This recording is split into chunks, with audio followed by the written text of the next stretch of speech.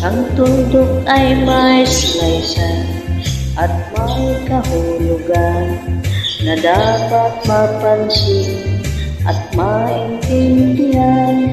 Kahit sino ka man ay dapat malaman. Dito sa mundo, ikaw ay tuldok lang. Kahit na ang araw sa kalangitan, siya ay tuldok lamang sa kalawakan. Lahat ng bagay ay tuldok ang pinanggalingan. At kung masdang mabuti, tuldok ang